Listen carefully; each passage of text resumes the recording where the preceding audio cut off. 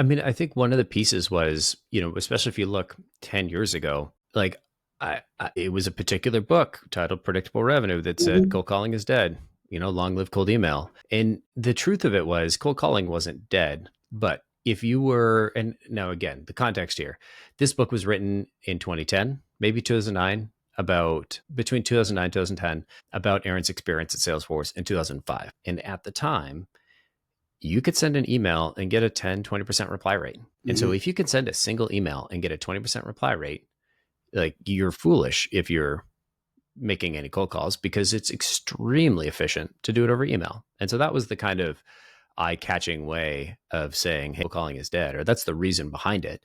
Fast forward to 2025, that is no longer the case. And so we're going back to the fundamentals because these channels that used to be hyper efficient don't work as well as they used to because people found out, hey, 20% reply rate's amazing. And then all of us dirty sales folks piled on and made it worse and ruined it for everyone and ruined email along the way. You're welcome, world. But now we're going back to, I think it's put us in the mindset of this generation of folks that are used to things coming easily. And we've forgotten about the fundamentals. I was lucky enough that I was lucky enough that my first sales job, sales training, was somebody plopping the BC Book of Businesses down on front of my desk Mhm. next to the phone and say good luck.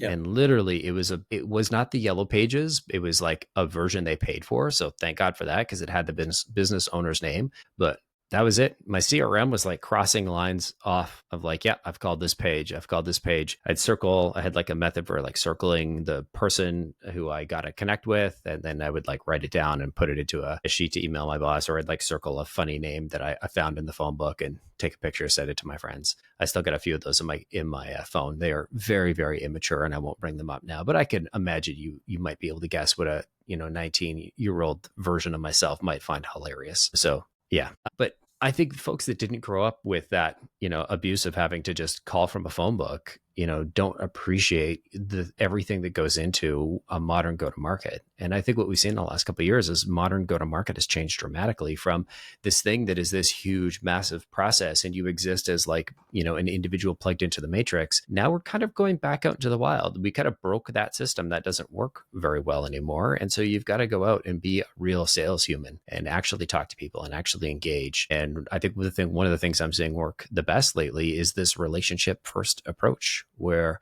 you're not just reaching out and saying, hey, can I sell you some shit? You're like, hey, let's establish a relationship. Let's see if there's anything that you're struggling with.